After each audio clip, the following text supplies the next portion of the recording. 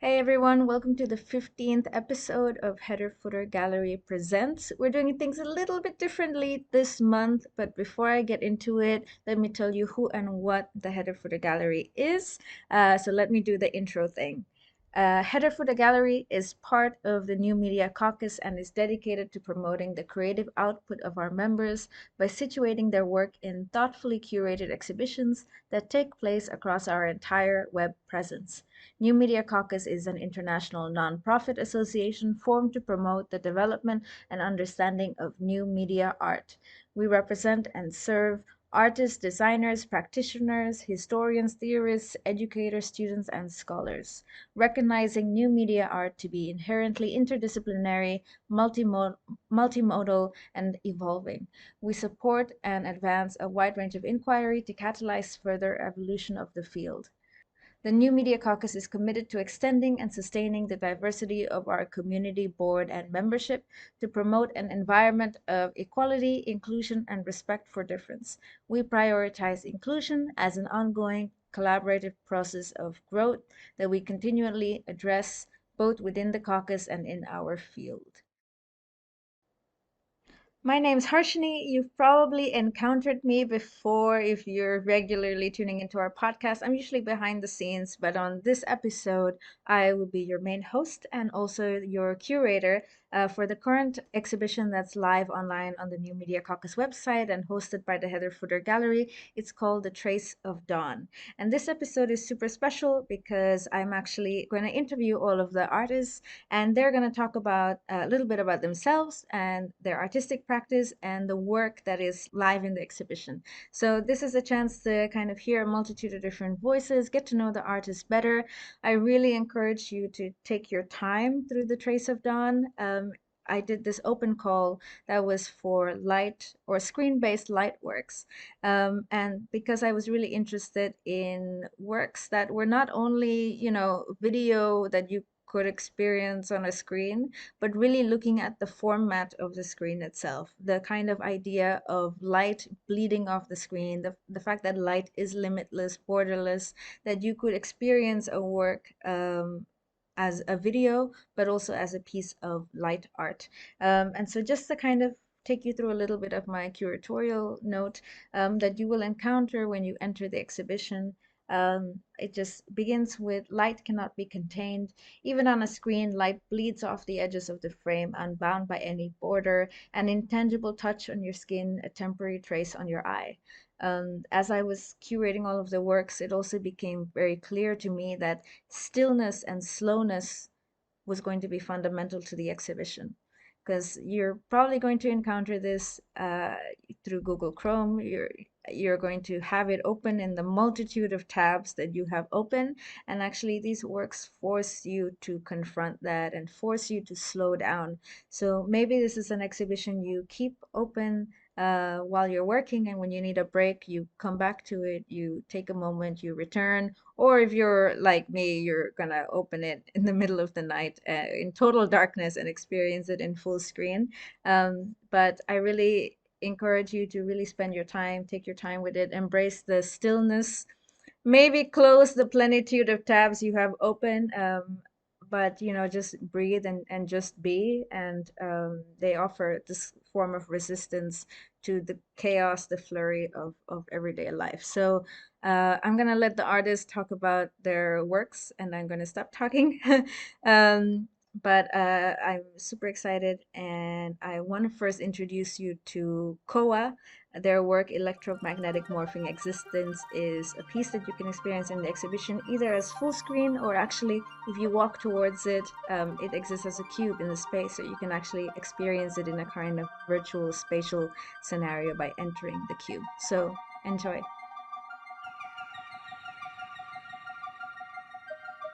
I'm Koa. I'm from and living in Buenos Aires, Argentina, but I'm always like traveling. I like to say like I'm of the world, of nowhere. I'm from everywhere, and I'm working mainly with sound and specialized sound also, mainly lately. I that's mostly what I do, like all sound, and I'm interested in sound acoustics and treating sound as a phenomenon itself. And I also work with light and video.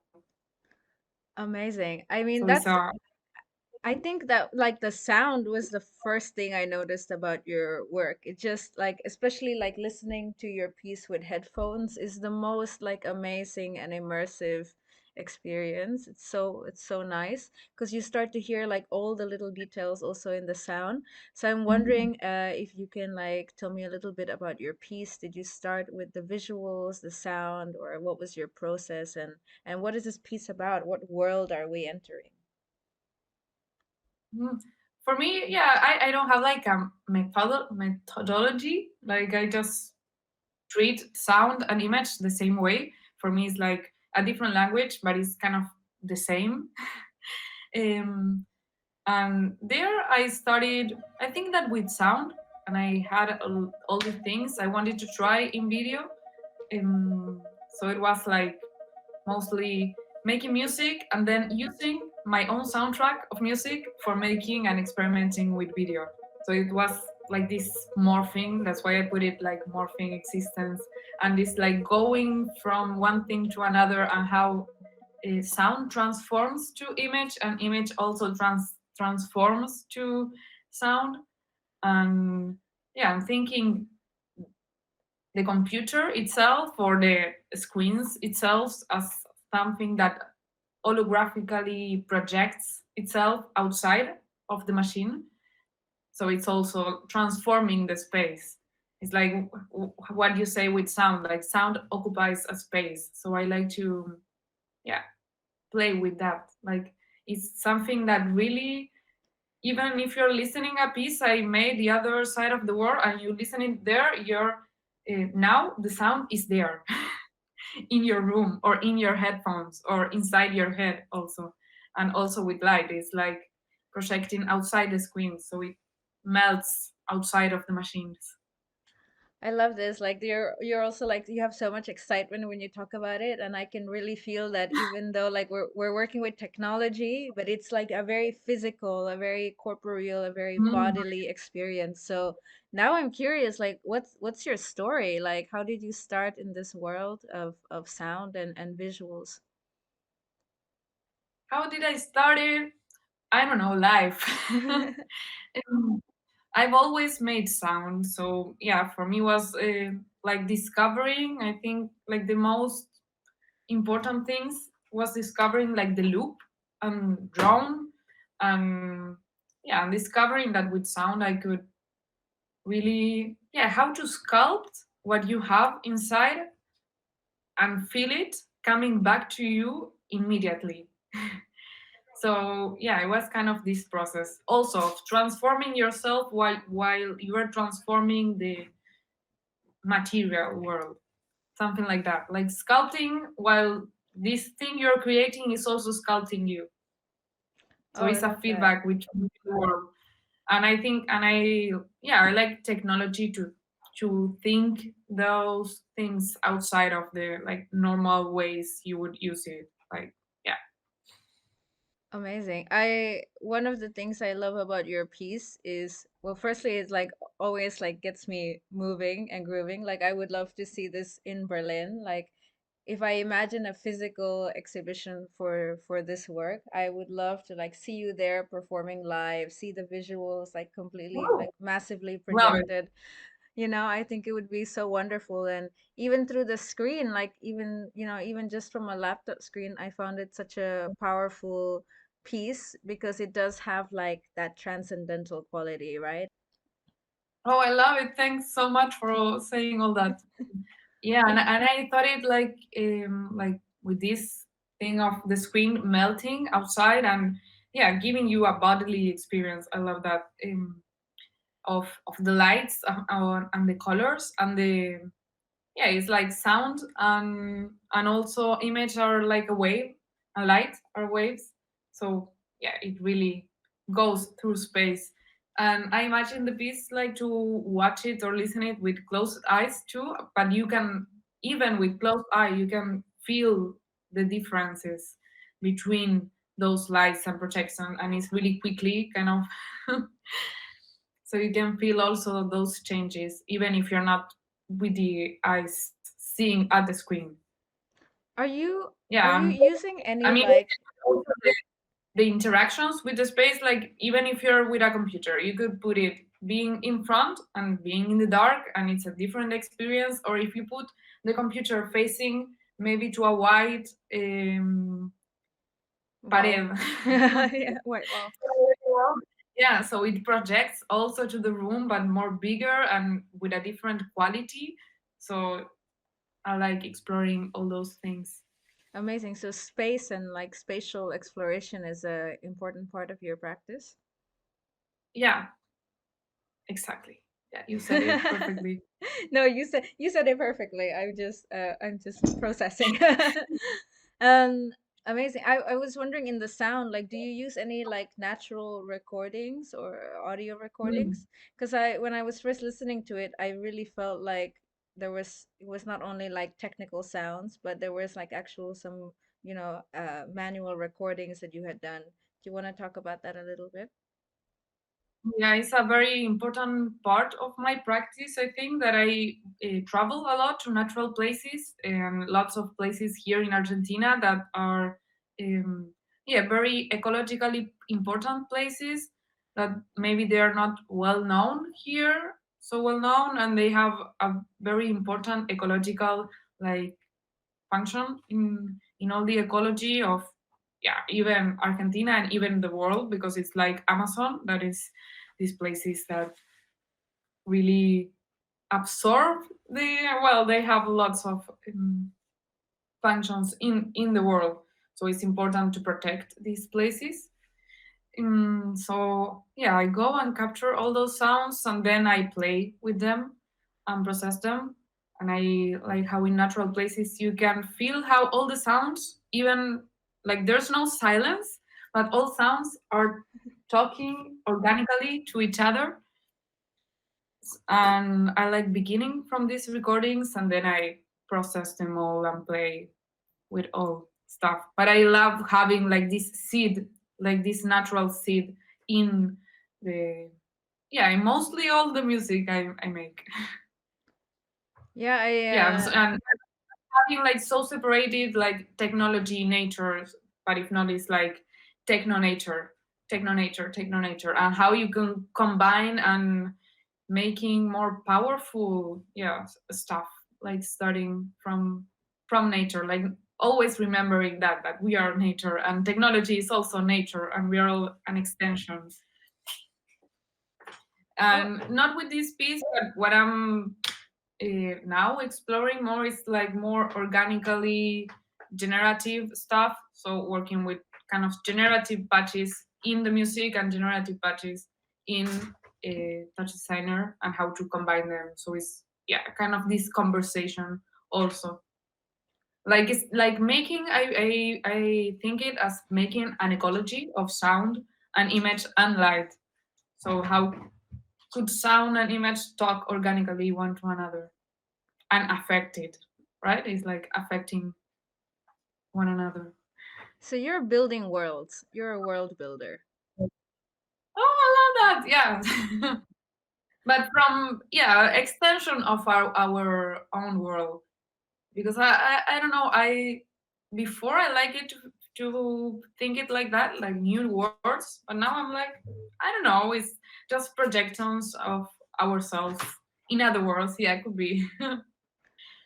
Yeah, there's a really famous media theorist. I don't know if you know his name, but it's Marshall McLuhan, and he wrote a book called "The Medium is the Message," right? And so it's all about these things of like, all the mediums, all the things as an extension of ourselves, like the book is an extension of the I or and everything. So I hear a lot of that when you talk about your work, because I think it's true that we have to see all of these kind of the technological tools that we work with, because I'm also like a creative technologist like you, working with touch designer also, so it's nice to like connect with somebody else using touch designer.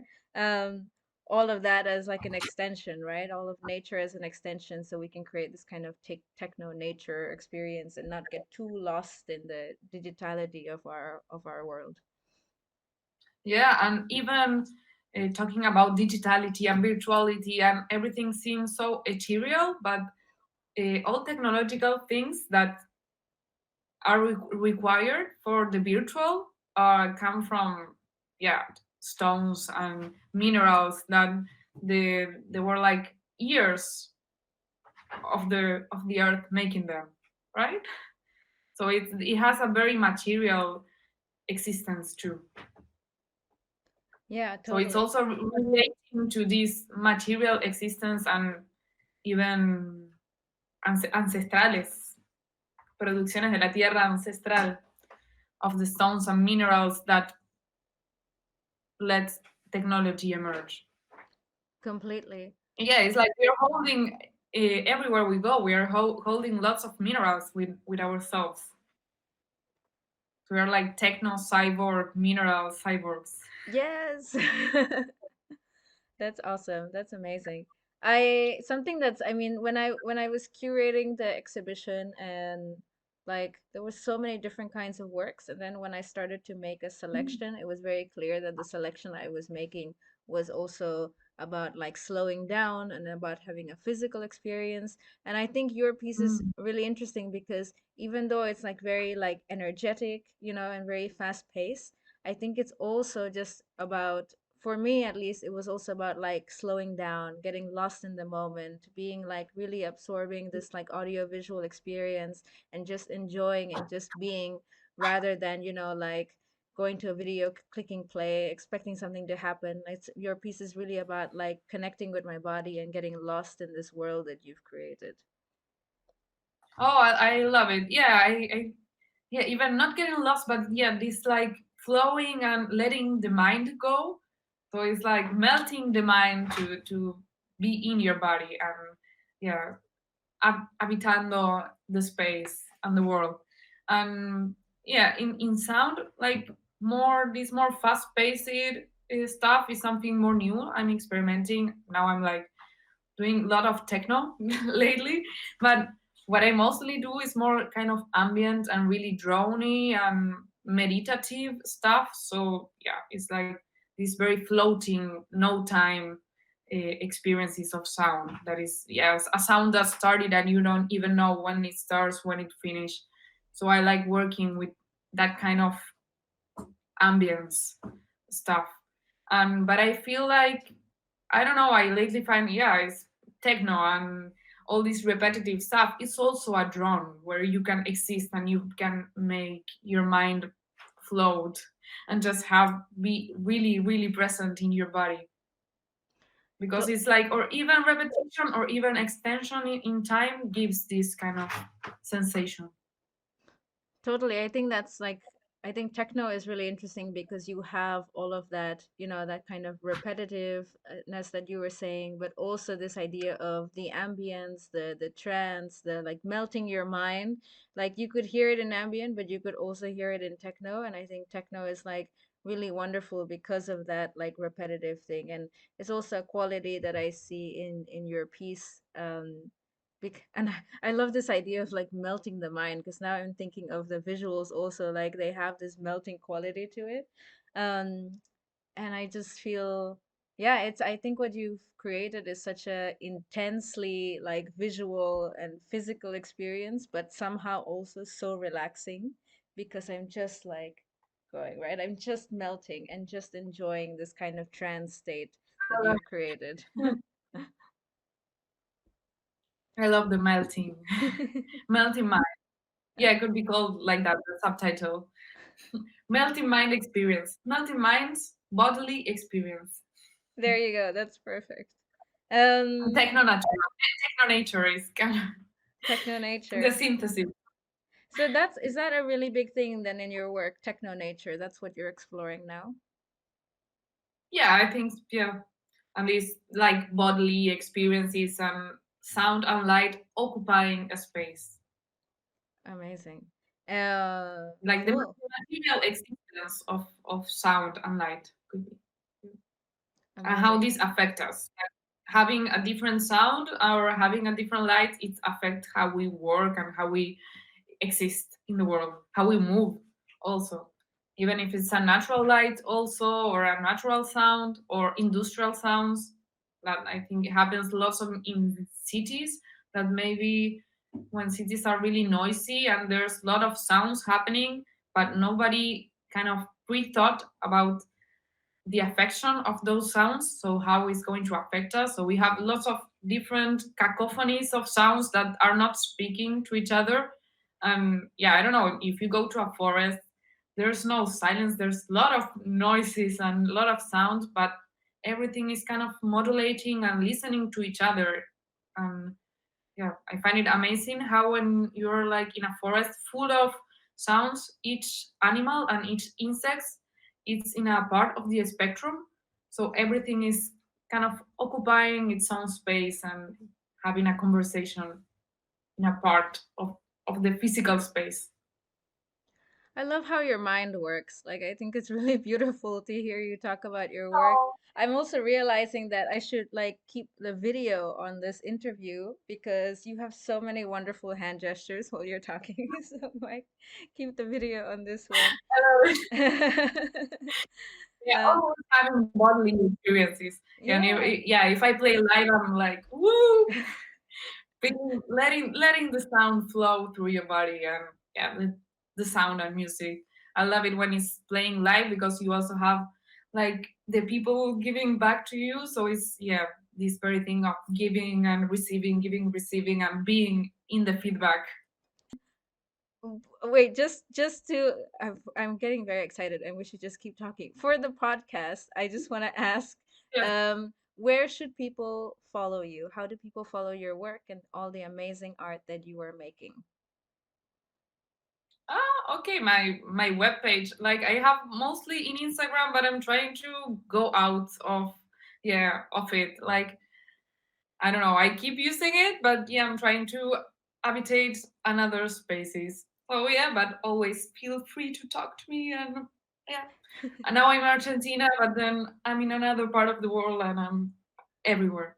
Amazing.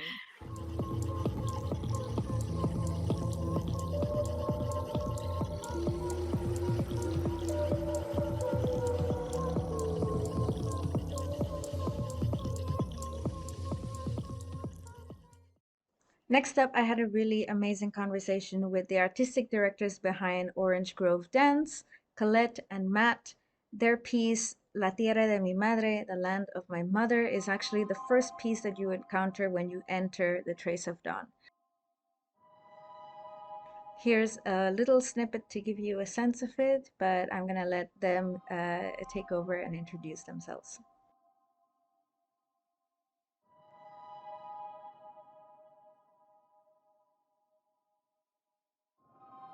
My name's Colette Krogel. And I'm Matt Reeves. We're co-artistic directors and founders of Orange Grove Dance, which is a dance design and film company. We believe in making work at the intersections of those forms and trying to kind of believe in the interdisciplinary nature of all those things coming together to reach our audiences and to speak to all of the creations that we're trying to make. Those we call everything like a dancer inside of the creative space. So we try to bring in our design elements, our designers, into the process as early as we can, so that we can actually have a relationship and a dialogue with them within our work. Yeah, and with our work, it's a lot of performer operated design. And so we're compelled by the idea of the performer having agency inside of the making and then performing with the elements.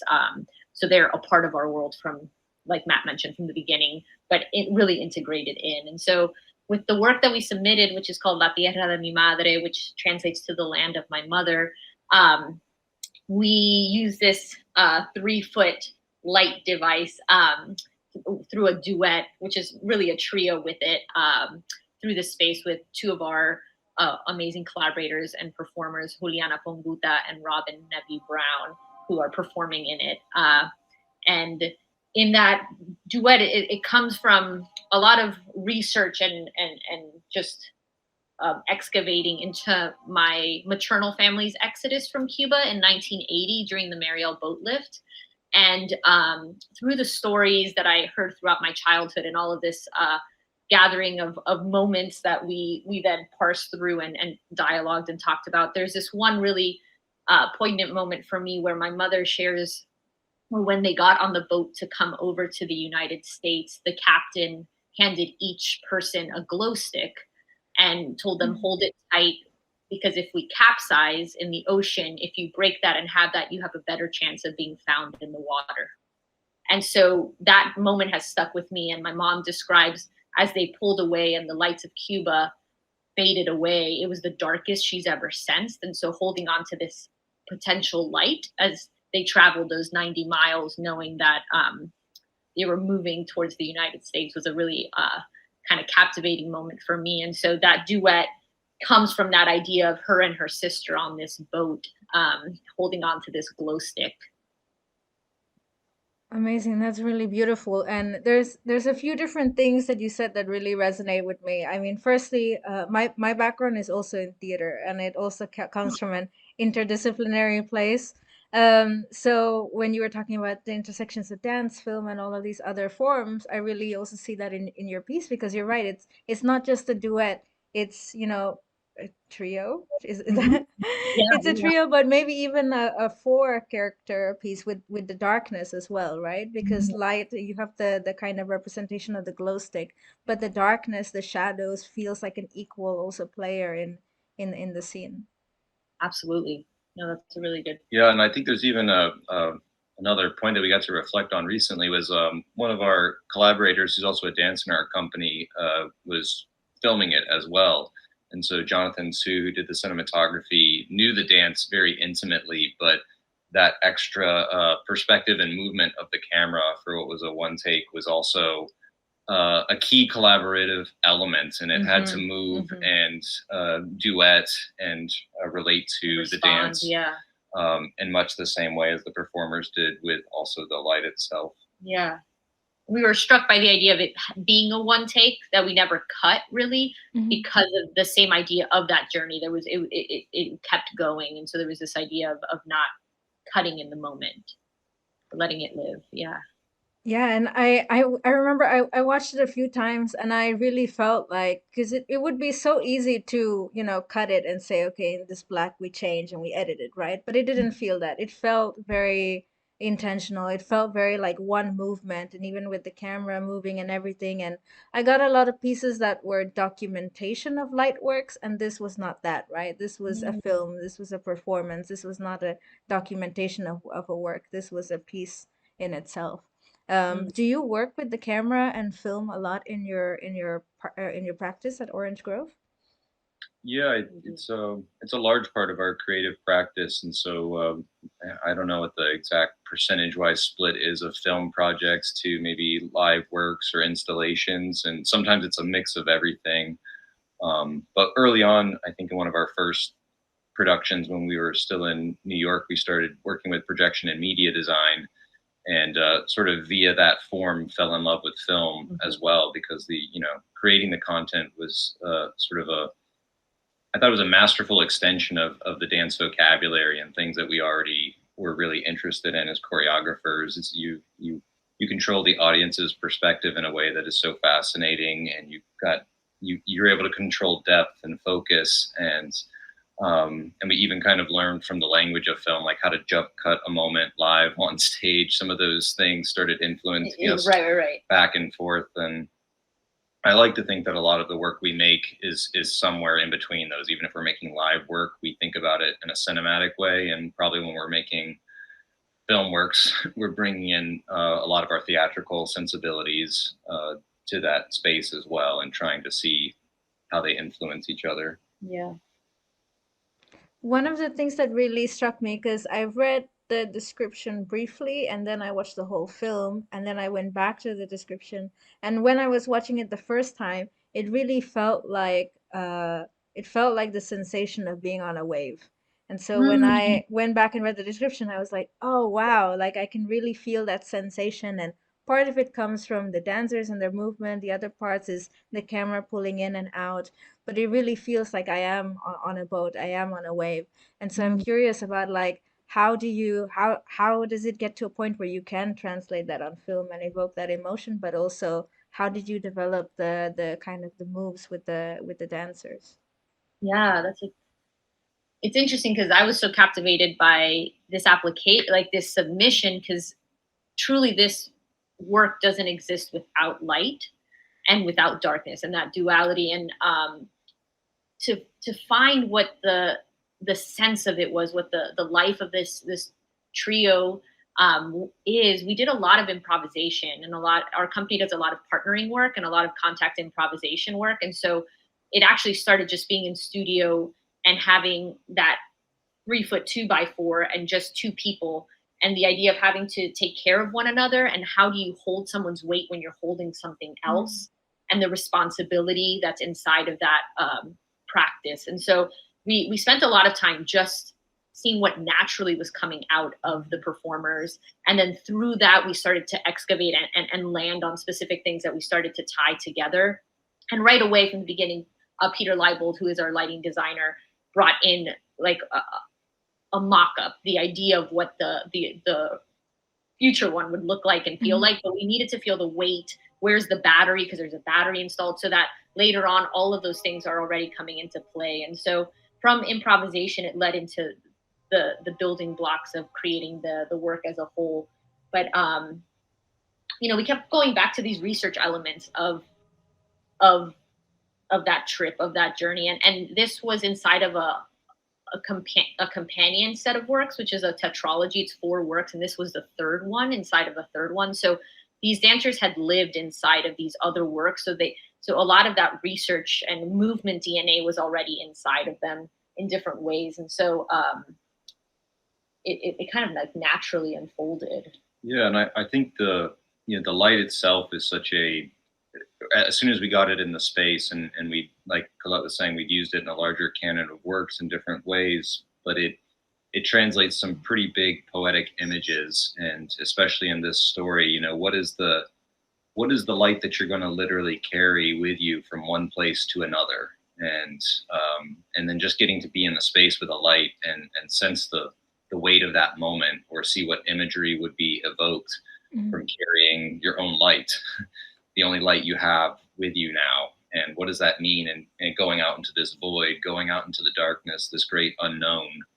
And I think it started to speak that way. There's the known and the unknown of what is seen in this duet. Yeah. And then the things that you carry with you. What is this thing that you can carry with you? And I loved how the light, in the darkness, it just sort of floats in the space. I think the watery effect that you were speaking to is certainly in the dancers' movements, but when you just see something, it's obviously very surreal. It's being held by someone or something, but it's truly floating in the space. And I think that taps into the illusion, but our sensation of water and time being suspended. And because of their breath too, there's this like weight to it that's also shifting the actual light itself, which gives this kind of buoyancy to the movement. But yeah, it all came from improvisation that led to the building of the section. And we really worked on it in darkness. We felt that we needed to really understand the light to build the section, so that we can understand what each moment needed and what we needed to see, what we didn't need to see, and how do we kind of reveal if it's just a hand. And some of that comes from filmmaking itself too, of the intimacy that film can give us, of how close something can feel. And the light was allowing us to just see a hand peek through, or just the side of a head roll through, or things like that we were really, really struck by. Amazing. No, I know that feeling. I'm working on a piece that I'm supposed to perform this weekend. I have so much to do. And I've been like, I'm working with touch designer and a Kinect and everything. And I was, working with my collaborator. And then one day at home, I was like, oh yeah, I need to eventually, just make a strong lighting decision. And so I just started working in the darkness with like a small torch in my hand. And it completely changed the mood of everything, right? And I was like, why didn't I do this from the beginning? Gosh. Because I was also playing with reflective surfaces and seeing how what kind of reflections and refractions I get on the ceiling. And it's so I see that. I mean, also with the piece, the darkness gives such a, you never know what's there. This idea you were saying, Matt, of the known and the unknown, I think it's really powerful because it also reveals kind of the blackest black of the screen itself also, right? That I believe that what I'm seeing, even though I'm seeing this through a screen, that it's a portal, that something could come and transcend through the screen. And so I found your piece really powerful. And actually, in the beginning of the virtual exhibition, we start with your piece because it's the first piece it's the only piece that actually shows human bodies. But also it's just like the most minimal source of light, right? And so one of the things that I was really looking at when I was making the final selection of the works was also this idea of slowness, of guiding, of this kind of slow invitation. And we think about screens. I mean, right now I have like a million tabs open, and the pieces that ended up being in the final exhibition force you to slow down, So your piece actually opens the exhibition to kind of guide viewers through this landscape, through this journey of like, okay, just take a moment, take a breath, and just be ready to just absorb everything that you're seeing on screen. I love that. Thank you. And that means that's like connects really powerfully to this canon of work, these specifically, because there's something about the durational element for us in terms of we talk about it as weight, WAIT, and then weight, WEIGHT. And inside of this work, both of those are so important in that duality of like waiting for something and then the weight of something. And so that's beautiful that in the collection of these works, that stillness, that holding, that weight is present, is really powerful. I can't wait to see them all. Yeah. Very excited.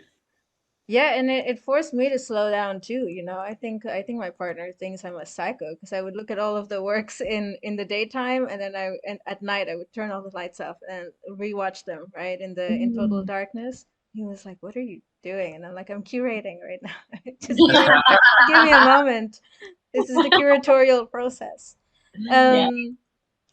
I have couple more questions. While I was looking through Orange Grove and what you do, I also found more than 90 miles from home. So I was wondering if you could talk about the relationship of this work to that piece, and since you mentioned that this is part of a larger body of work. Yeah. So more than 90 miles from home is really the catalyst for these works, this canon of work, and it started I think it was like 2015, where I was really digging into this research, and I was paralyzed in terms of finding what was authentic movement for this moment.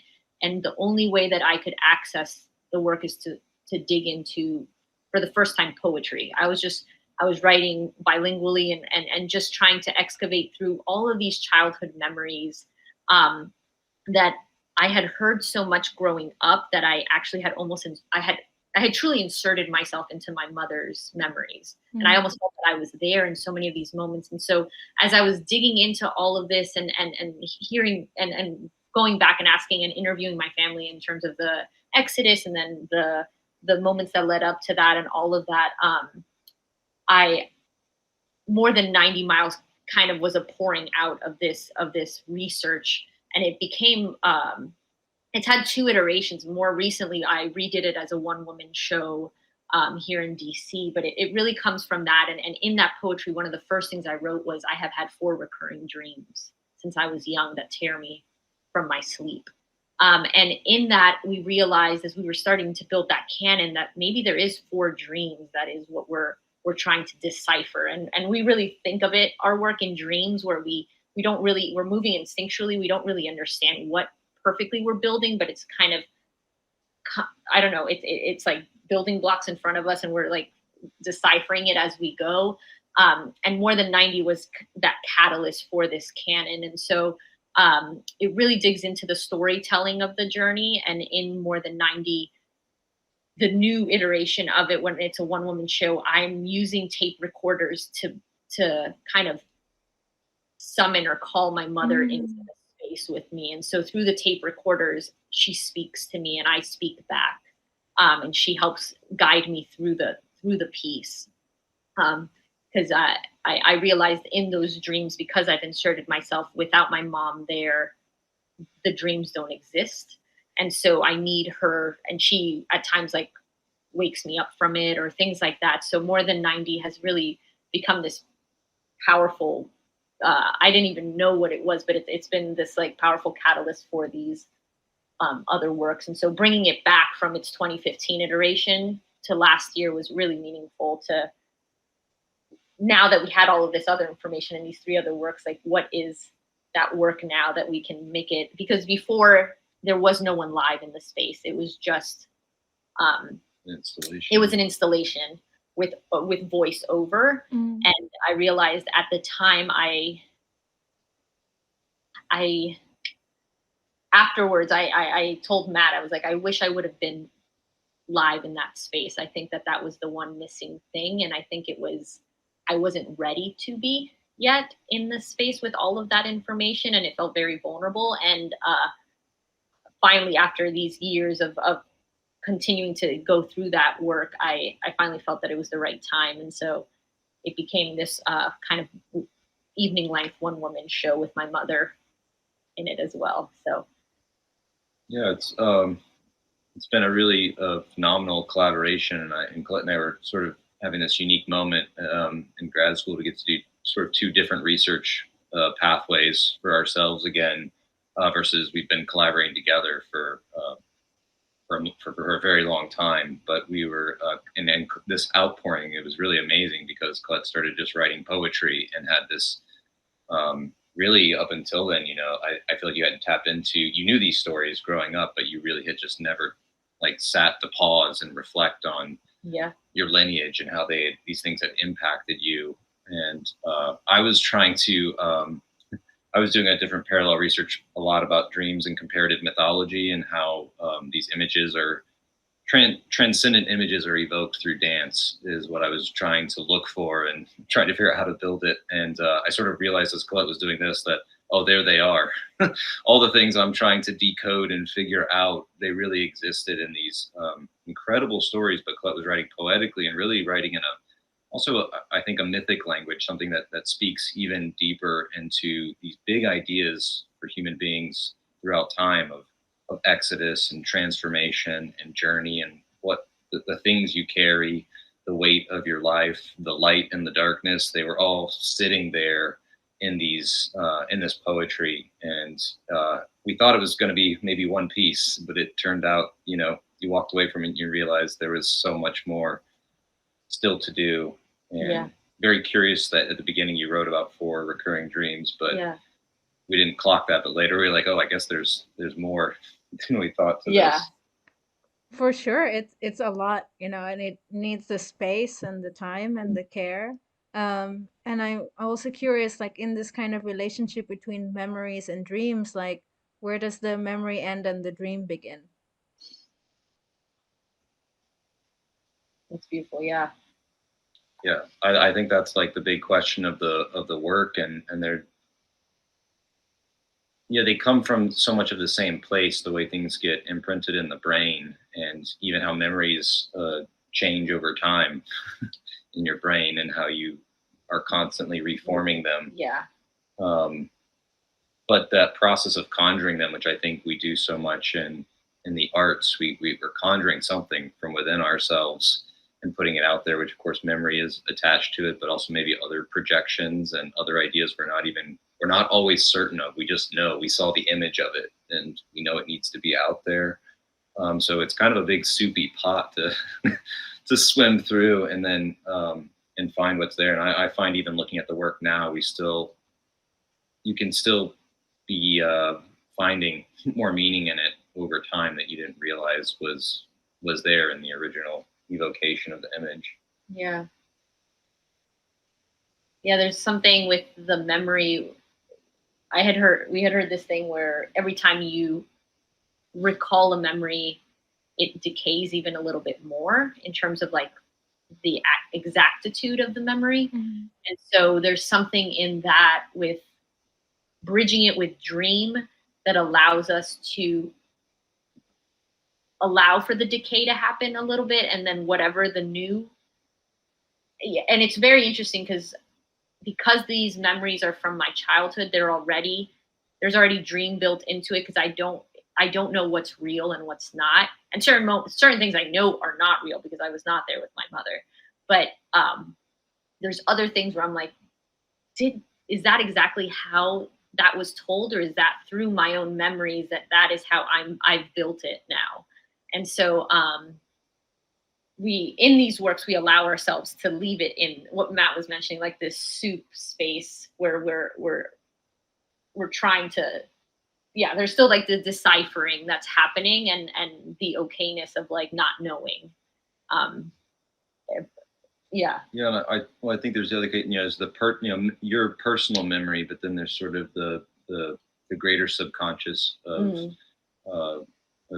humanity, even, that we see manifest in so many images that might be similar for other people across the world at different times and through similar but maybe different experiences. And something special about this was to get just enough of those details, those images, those imprints through the poetry and memory. But then when you start looking at those tap into a greater ethos of human storytelling, but just, I think, transcendent human experience. The things we're all striving for, how to take care of each other in adverse circumstances or in the unknown, and what are the big challenging decisions we will be faced with in our lives. And it doesn't have to, and what's beautiful about Dream, doesn't always arrive with answers. It just arrives with, the image of what it is. And then it's left for all of us to kind of figure out how that plays out individually. Yeah.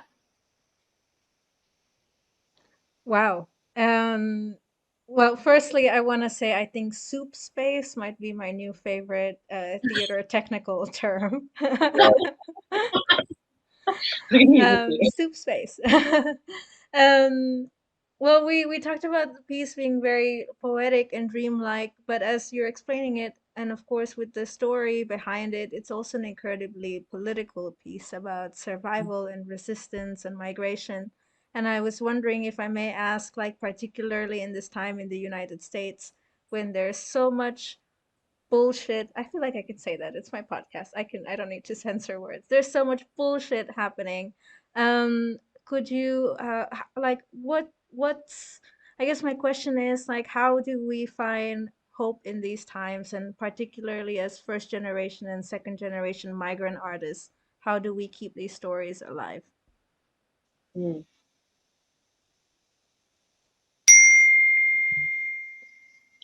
That's such a good question. From the beginning, I felt, as a first generation, a responsibility to, even just through language and through, if I'm sharing the stories or I'm recalling them, I'm remembering people as well that are not with us anymore.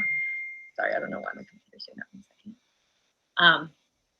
second. And so from the beginning, there was I talked to Matt a lot of like this sense of responsibility, and I think that in making art, there's activism in it, in terms of putting the work out there, and through dance, it's sharing it in a specific way where we are using imagery and the human body to let conversation and dialogue be present in our space. And a lot of our shows are things we have post-performance discussions of like, what is this? What is happening? And we hope to form those dialogues and leave space for the conversation and the community to build around these ideas, because there are very universal themes that are happening and they're very present, like you're mentioning right now. And so like, how do we, how do we use this space to activate conversation, to activate and sometimes instigate things that need to be dialogued and talked about and present in a space when there's some risk taking, there's some I don't know, artists are usually at the forefront of a lot of things that, and are through their work are the ones speaking about things. And I think that through dance using the human body, there's a sense of kinesthetic empathy, or like you have a body and I have a body and you're watching someone go through something, and how does that make you feel? And then how can we discuss that? And how can we, whether we agree or don't, like what is the dialogue? Where do we meet? What is the conversation that can happen here? You know, I think to that point, you know, our literal mind, which is an amazing part of our human experience, but it's sometimes we get so trapped in the important conversations, but also just volatile rhetoric and you know, like the tweets and sort of a lot of inundation of misinformation and all kinds of problems that just get us wrapped up tightly bound in these conversations that may not go anywhere anymore. But something so profound about the arts, and I think especially about dance, because we put the human body first. You have to look at a human being to see the form. It arrives to you through that. That is the vessel.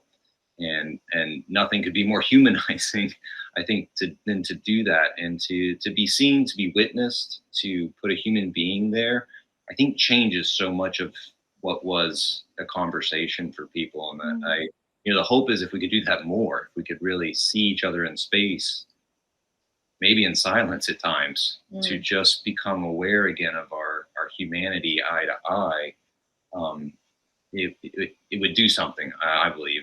And I think work like this is so important. It's so important for people to share their experiences, tell their stories, and also to just be witnessed as a human being in space, and through their art like that. So I think there's hope in that if we could do it more, and if we could obviously get more people to see it in that vein of being something where we come together to see each other, not just to be entertained, not just to, you know, be dazzled by many of the profound things that do happen in an art form, but we show up for each other, and we show up to see each other is really important. Amazing. Question. No, thank you. I think that's a great place to end. I mean, you know, they say an image is worth 1,000 words, but you know, dance is a library. You know, dance is the library because it transcends all you know, language, and it has so much more than just a few thousand words in it, right? And I think your piece really speaks to that too. I know it's going to touch a lot of people to witness that in the same way that it did for me as someone that's also half Peruvian. So I really resonated with the work. Where can people stalk you and find out about all of the amazing things that you're doing, or even participate in your dance intensives? How do people follow you? Yeah, if you go to our website, orangegrovedance.com, there's definitely ways that way. And then we're on Instagram at Orange Grove Dance. And I mean, we can share our email if people want to contact us that way. It's orangegrovedance@gmail.com. But yes, and through our website, you can really connect, whether it's through our intensive, and we also do different workshops and residencies, and or if you're interested in collaborating or building something, we're always excited by new potential connections. So yeah, those would be the main ways. Yeah, and I think most of we teach some classes and work out of the DMV area here in Washington, DC and Baltimore, but also all around. So the website's always a good place to check out for that. But if you happen to be local in this area, we might have additional ways to connect. Yeah. Up next, we have Fiona, who's joining us in from Ireland. She's going to talk about her work, Distorted Daydream.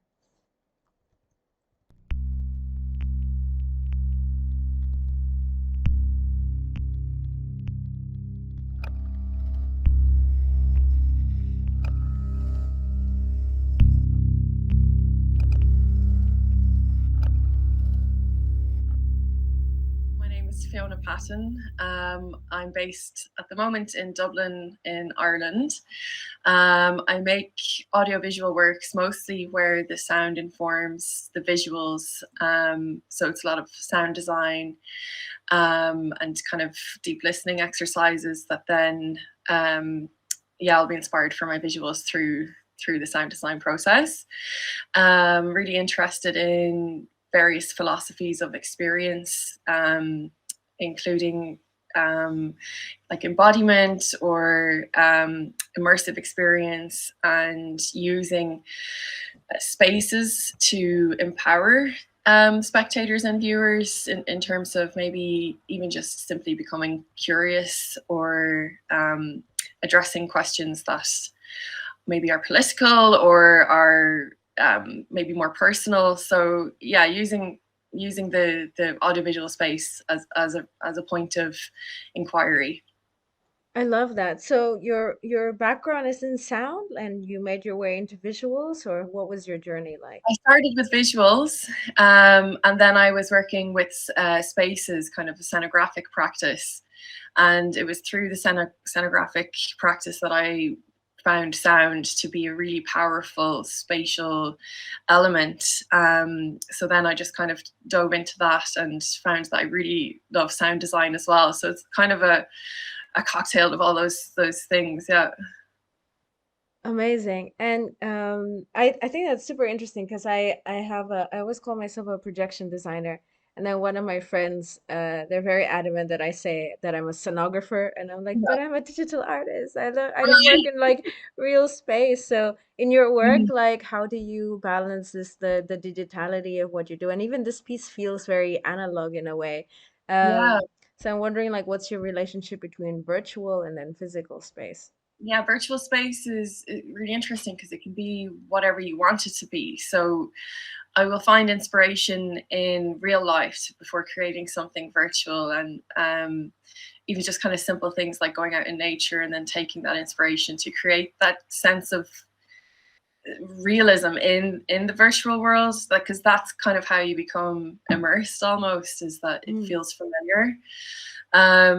But they're definitely, yeah, working with a true physical space or a virtual space, they are very different as well. And I think that there's a really interesting intersection there. When you bring virtual elements into a physical space, it can be, yeah, very, very great. Yeah, I really like that. I see this kind of I mean, obviously, Distorted Daydream is an audiovisual piece, but it also feels like, a very much a piece that's meant to be embodied, meant to be like really have this physical effect on the Mm, spectator. Could you walk me through like what inspired this work? Because it really feels like this kind of sense of a city because of this like bokeh-like effect, but it could also be anything, it feels like, the kind of like pulsating after mm. image of the eye, or I'm looking at a scene with like 1,000 suns. So it has really really this like dreamlike quality, but also something that is very phenomenological and embodied. Right. Interesting. Yeah, there's kind of a sense of something uncanny about it. It's kind of familiar, but it's also maybe there's space still to kind of uh, yeah, be curious or slip into that kind of state of a daydream almost.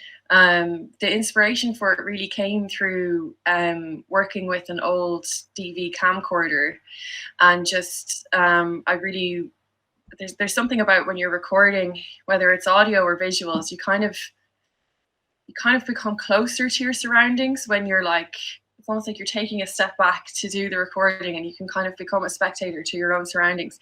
So when I was working with a DV camcorder, it was different to working with like my phone or something. It was much slower, and it was a more tactile experience, like working with the lens and working with the little tapes.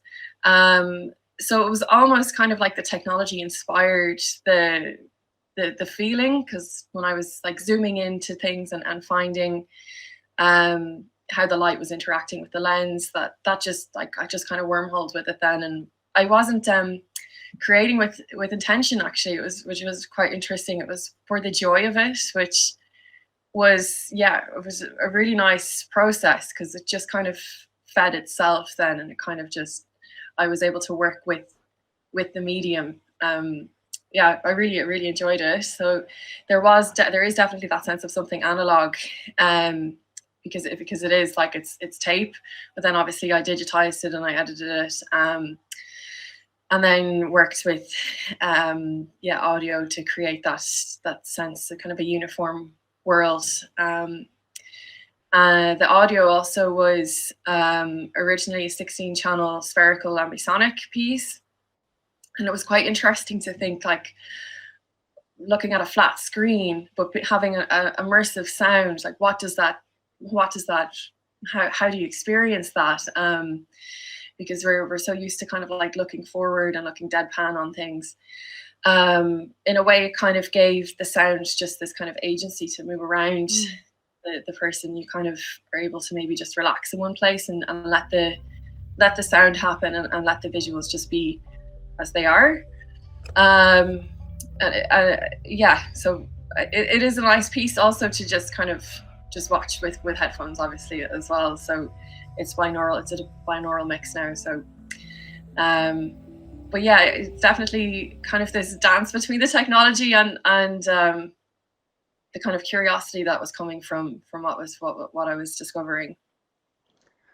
Oh wow, I have so many more questions now. Right. I'll start with a comment, which is that yeah, while I was watching it, I had this feeling of like I just want to like project it on the ceiling and just lie down, and be like Yeah. really like just relax and be part of the image. And so there is this really like relaxing and slow quality to it. Did that come from the process? Because you said there's, like the kind of like analog process and not really, using something like a phone or a digital camera. Like, does it force you to slow down in that way? Definitely. Yeah, definitely. And there's something much more in the moment about knowing maybe the tape is finite. You only have 60 minutes, or not always just being able to straight away go back and edit it. You have to kind of finish the tape, like, and then import it. And then there's this kind of revision of what you've made then when you've imported it. And then the kind of editing brain turns on and will pick out like what is or isn't for the piece. But yeah, it's yeah, definitely the technology was very informative, and it was just experimentation as well. That kind of curiosity was coming out of it, and like as an artist, it was definitely a learning curve to kind of be present in the making process and let that kind of creating for the sense of joy or sense of curiosity and just letting it happen. Then it wasn't like forced or something. And where are we? Like, what are you filming, or do you not want to say, or would that destroy the magic? Or Some of it is the reflection of lights on water. The lens is distorting the reality, so the real picture is like what we would see with our eyes isn't captured. It's changed by the lens, and yeah, so just yeah, it's all lights. and what kind of camera are you using? Like, how It's big of a equipment are we talking it's about? actually getting a service at the moment downstairs in the studio or the office, but yeah, it's a little Sony mini DV camcorder. It's literally only like a box, tiny little one with a little wing viewer, and the tapes are really small. And luckily now my computer is on the older side, so it still can yeah, take in the tape into iMovie, and then I'll export it out of iMovie and then edit it somewhere else. You're like So living in a different era. But it's older technology. but it's funny because it's all these different eras coming together in your work. So Right. Yeah, interesting. Yeah. time traveler. Um Amazing. And I mean, I'm like, where did you get the camera from? Like, was it a gift? Was it something you had from a long time ago? Was it I like borrowed it.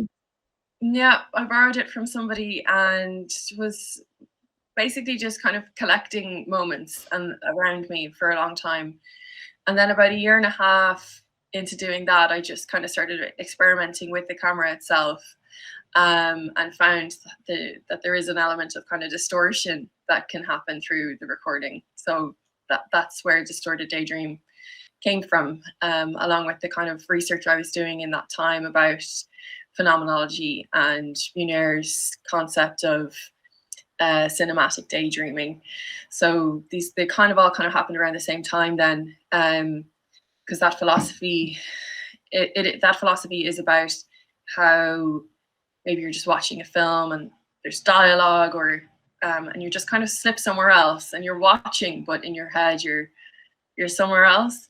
And I was really inspired by that to kind of create that sense of being somewhere else. Maybe not to slip away, as his philosophy says, but to yeah, have that sense of the daydream. So I suppose it's kind of a research piece as well in that way. Yeah.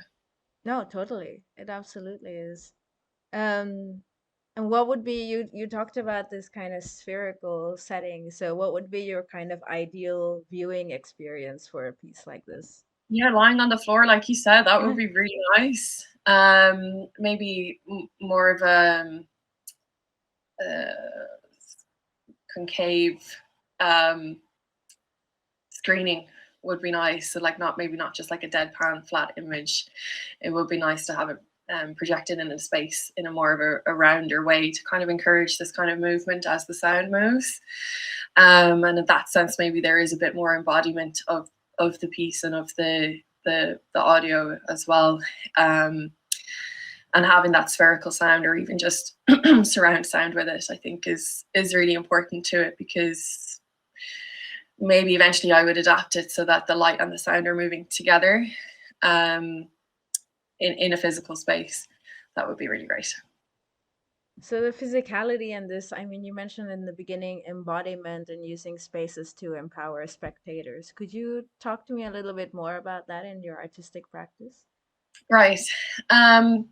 Yeah, it's kind of about this sense of curiosity and the sense of not being told what your experience is, because nobody ever really has the same experience. All of our experiences are different, and there's something about these kind of immersive spaces that it's not really a sense of identity, but there's kind of a sense of maybe connection or belonging in the space when you feel comfortable enough even to just move around or check something out.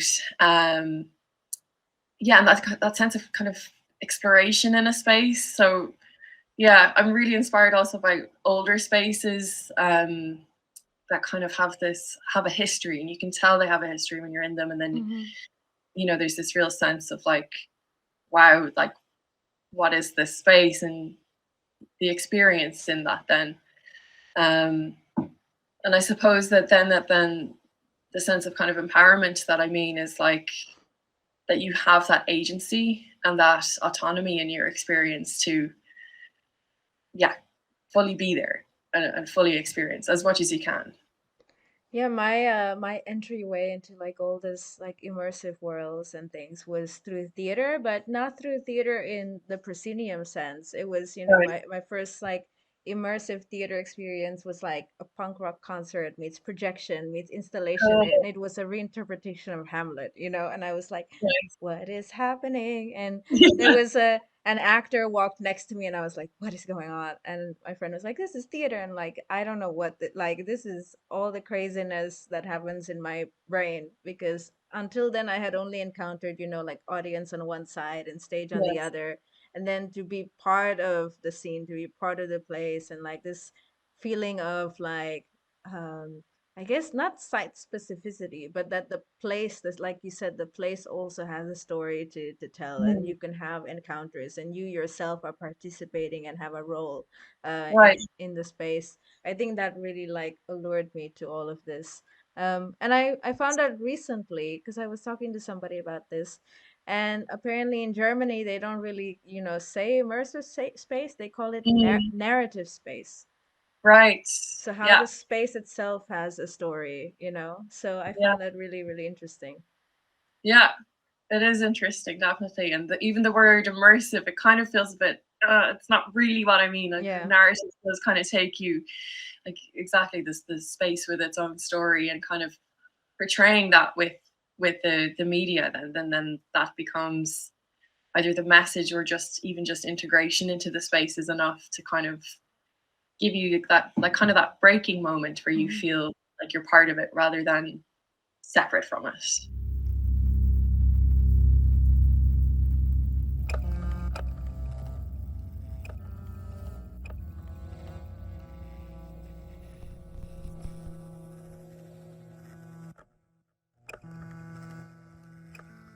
The next artist has two works in the exhibition, so when you encounter them, I've actually placed them side by side so you can move between them. And I actually also really recommend walking right up close to them so that you can experience it in kind of this full screen spatial instance, or clicking it and experiencing it in a full screen mode on your laptop. Brandon Bauer has two works. The first one is called AN602 Tsar Bomba, and the second one is called Anthropogenic Horizon.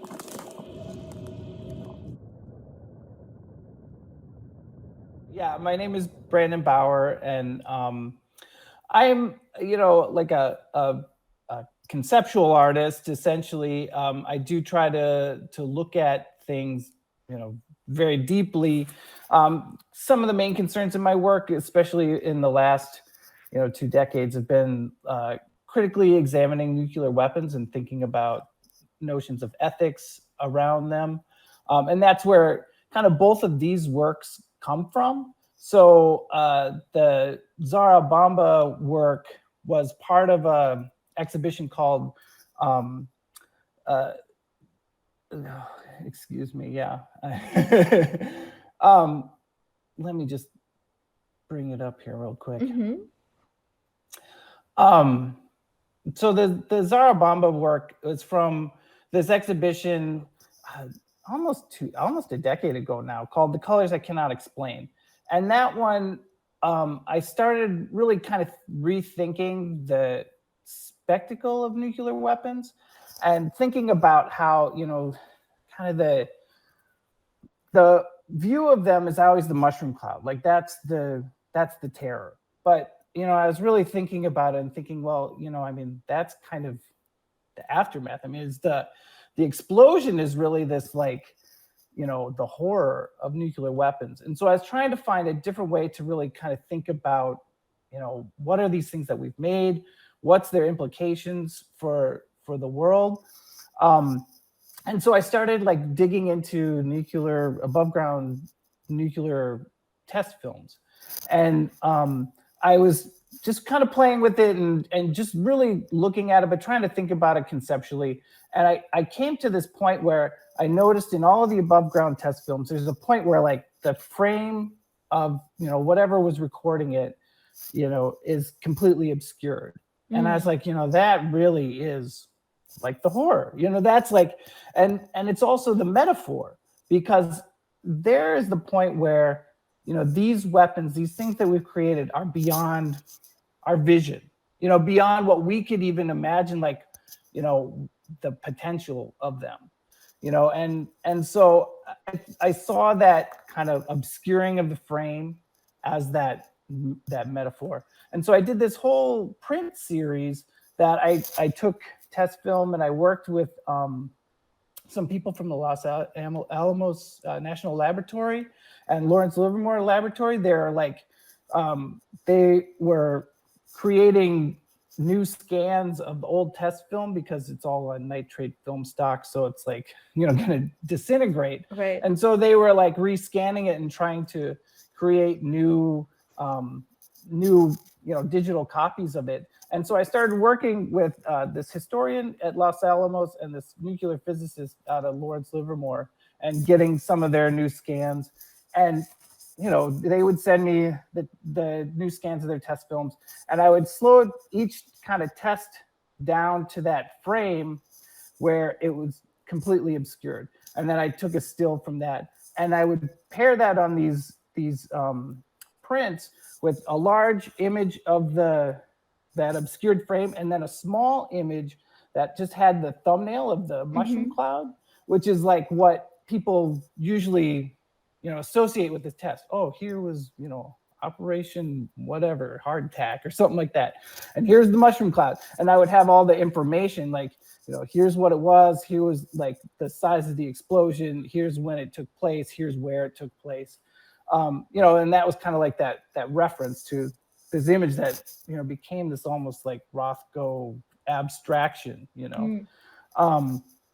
But so the Zara Bomba piece came out of that. And I was thinking about, like, how would I kind of take this same approach, but look at, the moving image. and translate it into the moving image. And so that's where I took that pulse of where it's starting to obscure that whole frame and just kind of going in and out of it. And then the colors that you see that it kind of cycles through, they reference the colors from the print series. So in the exhibition, you would see like this thing, pulsing, going through all these colors.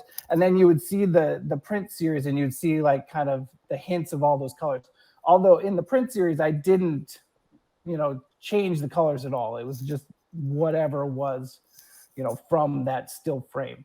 But, so with this one being the largest human explosion, which is just kind of mind-blowing, concept anyway, it was, I use that one as this, like, it's the kind of final, apex of this horrible invention, you know what I mean? So that became the video image that kind of tied all the prints together. And then the other piece is kind of building off of that work. I was thinking about nuclear weapons and its connection to the Anthropocene. And just really thinking about how, like, the geologists are kind of placing in our geological record that golden spike of where we were doing these, above ground nuclear tests and the radiological signature that's embedded in the Earth's crust now, that like this is the point of the Anthropocene. And so thinking about that tying of like this horrible device that we've invented that has the potential to destroy the Earth is the point at which we are, like we are changing the Earth and destroying the Earth, and so what's that connection and how can I make that connection? And so I started this series of anthropogenic landscapes, and just really kind of tying like this nuclear footage with the calving of the glaciers, which is this image of our time and the effect of our work on the planet. So that's where the works connect. Wow, oh my God, there's so much there. Well, firstly, I have to ask, in kind of doing this research about nuclear weaponry and nuclear explosions, do you have to Google search in incognito? I never have. No. Great. So I suppose I should have thought of that. Being in the United States, no one's knocking on your door at like a random hour. Yeah, no, not so far. Okay, and I mean, I guess because I've been working with this nuclear physicist at Lawrence Livermore and the historian at Los Alamos, so it's like all legitimate. Although it's very funny because like I get these packages.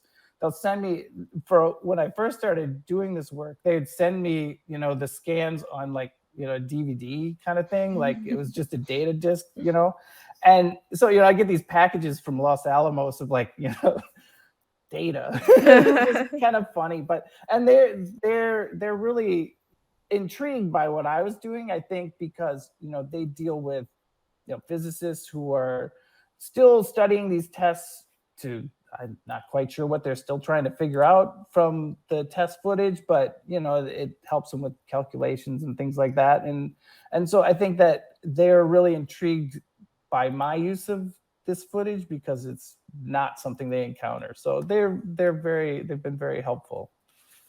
Amazing. Well, I'm curious. So, is your background like in your kind of educational background? Is that from a more artistic side, or is there some sort of science background also to you, or how does one happen upon investigating nuclear weapons in their artistic practice? Well, I mean, interestingly enough, I just think it's been like a through line that I didn't really see until I saw it. I mean, I have this sound art piece that I did, around 1999 that was like all about, kind of global catastrophe and uprising and resistance and things like this. And it was like this, it was meant to be this pirate radio signal that was like, just kind of about paranoia and resistance and things like that. But it's like you can see that thread in there, and even kind of earlier works I did. I mean, I did a lot of works, during the wars in Iraq and Afghanistan, just like concerned about, war and things like that. So it's been a through line for me. I mean, background educationally, I my undergraduate, I was a painting major, and so I may think that lends to some of my color sensibilities and things like that. My graduate work, I was an intermedia artist, which for me was like a kind of pragmatic choice. I was like, well, then I can do whatever I want, and beyond that, I mean, I spent years, as a kind of commercial photographer. Right now, I my current academic appointment, I teach digital media and photography. A lot of my work since since 2000 has been in video and photography and things like that. But so I've just kind of come at it from that angle. But I mean, the other part about like nuclear weapons is that there's a strong kind of personal connection as well. My grandfather was he was part of the Army in the Communications Corps, and he was stationed on Tinian Island, which was the island that they launched the nuclear attacks in Japan in World War II. And when I was a kid, I'm a Gen Xer, so it was the kind of height of the Cold War in that era. And I mean, I remember just like sitting and watching the news with my grandpa, and he would really be like, he was so worried about like the nuclear summits and things like that. And he would like tell me and my cousins, like, if we have war, it's going to be terrible. I saw war. And he would like, kind of recount his military experience and things like that. And so, he just really impressed upon me that like, war is a terrible thing and nuclear weapons are a terrible thing. And he was kind of that witness to history, being stationed on the island. And I think that it really, it had a profound effect on him, that he wanted to make sure that, me and my cousins knew, so. Right. Make sure that the next generation doesn't follow in the same Yeah. footsteps. Yeah. As you were explaining the work, I mean, one thing that's clear is this relationship between the kind of analog techniques that you're using and the digital manipulations that you do as well. I was wondering if you could speak like more to that, and also because I think you were also working with like film in its analogic sense, right? So Yeah. even that has like chemicals to it, right? There's like that kind of chemical materiality and component to developing the film as well. Does that factor into your process at all? I think so, for sure. I mean, the way that I work now is primarily digitally, but I mean, I do think, again, being of a generation where, I started when I began, I was a professional photographer. I used to do fashion photography, commercial photography. When I started in that, it was completely a film business. So we would do our photo shoots in the morning, send the film off to the lab, have lunch, pick it up, check it out, see if we need to reshoot, and I think that there is something about that.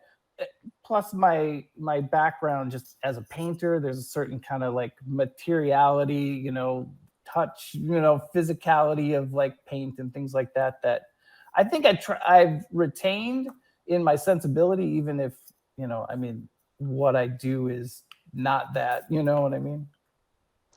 Yeah, I mean, because even with your videos, like you talked about it also being like these like Rothko style prints, but even like the colors, right? That all the colors as a screen-based work is like fascinating. And for me, it was such a sensorial experience also to experience the works as a kind of like laptop screen version, because the light, right? The light from your videos just emanates out of the screen, Yeah. right? It like you talked earlier about obscuring the frame, and here it's really like expanding the frame, right? The explosion Yeah.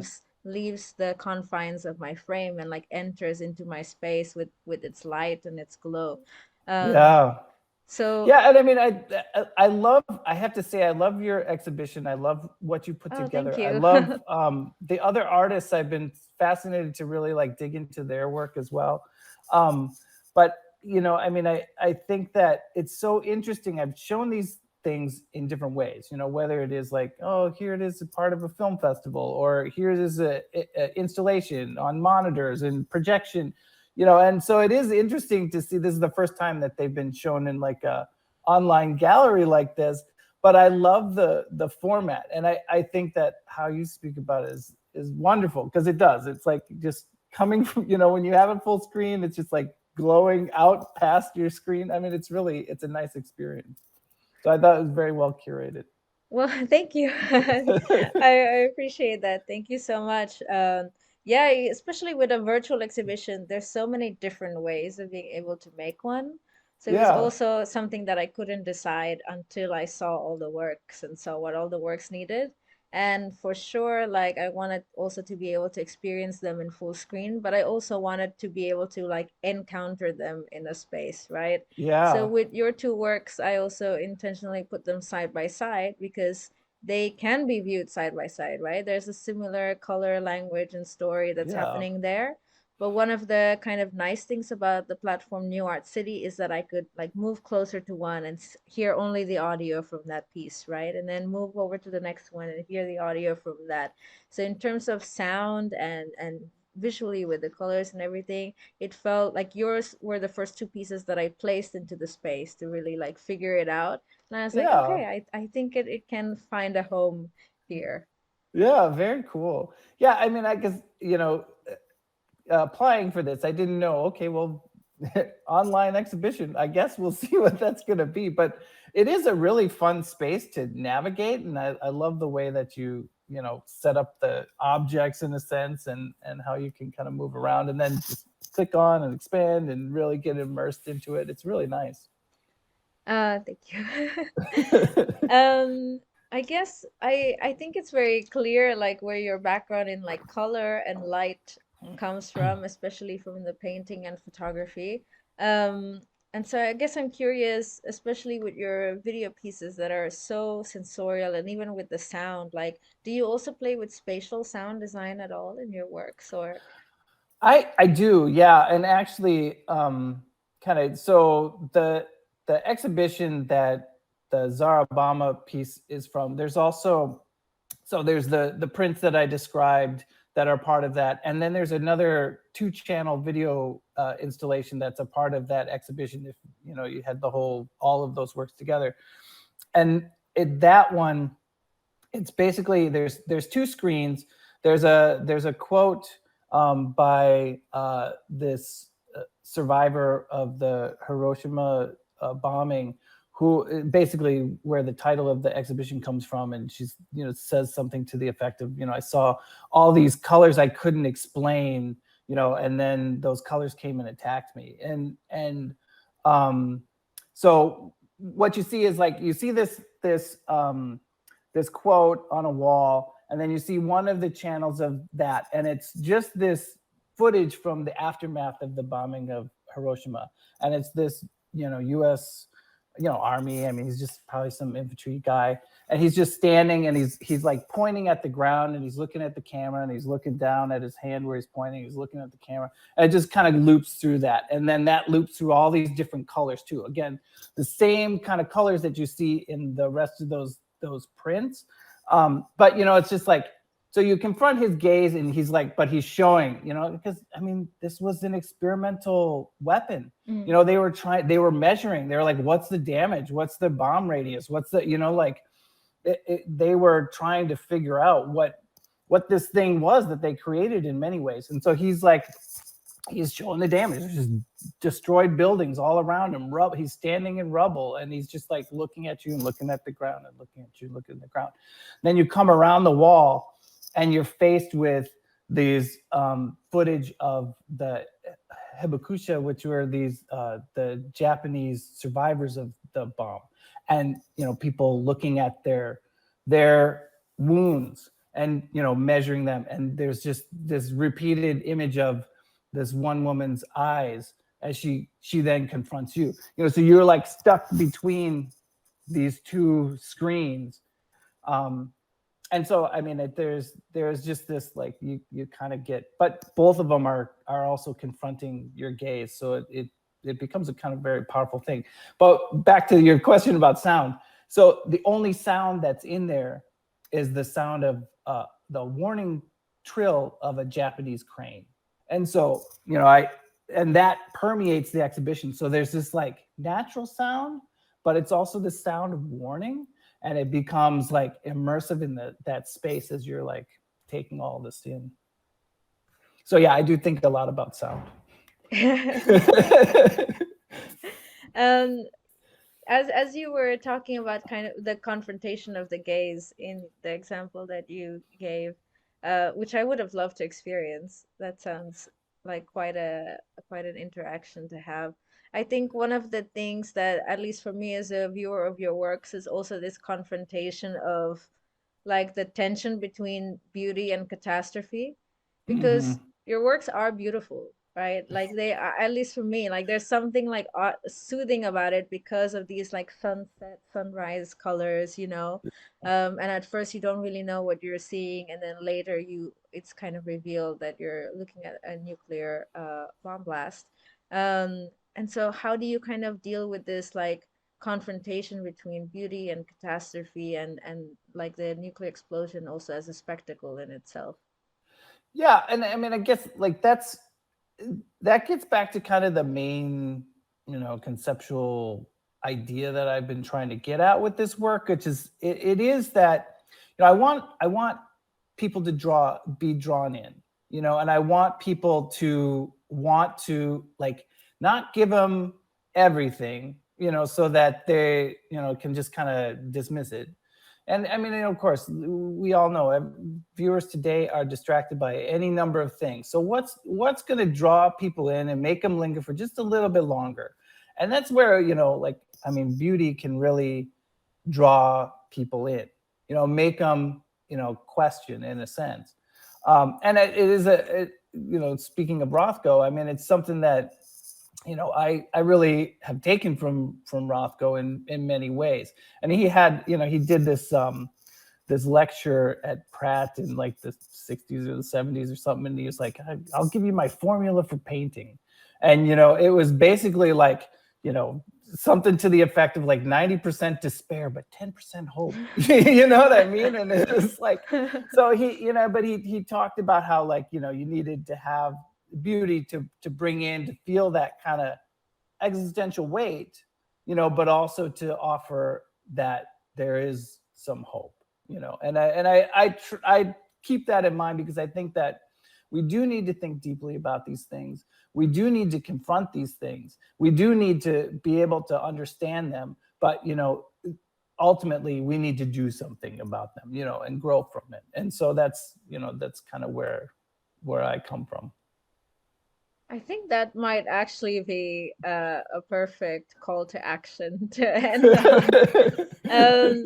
I think my last question is just, where can people find you? Where are you exhibiting your work, and can people follow you on social media? Where should people go?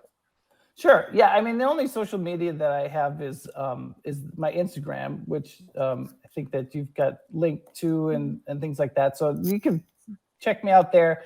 I do have a website. It's basically just my name, brandonbauer.org. And other than that, I mean, I do continually exhibit. I have an exhibition actually of some more anthropogenic landscapes coming up at an art center here in Wisconsin that'll be running through October. I've got some other things coming up. Beyond that, I've been doing a lot of work with dealing with notions of democracy, and I've been kind of engaged in a long pedagogical social practice kind of project, and I'll be presenting about that at the next CAA conference. So I'm excited to talk about that and talk to other people who are doing similar kind of work. So.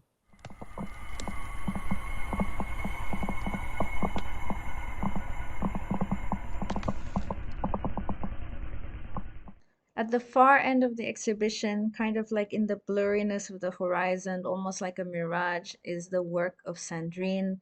She's an amazing world builder, so I hope you enjoy her piece, From the Place Where the Light Goes Out.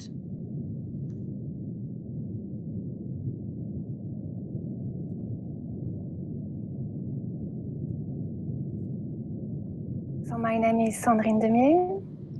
I'm a digital artist and I work mostly on immersive formats. And I'm interested in creating interactive fiction, mixing poetry and virtual worlds. That's why I said I'm pluridisciplinary artist. So now I focus mostly on ecological concerns. Like I try to imagine what stories we can tell to change our behaviors towards the living worlds.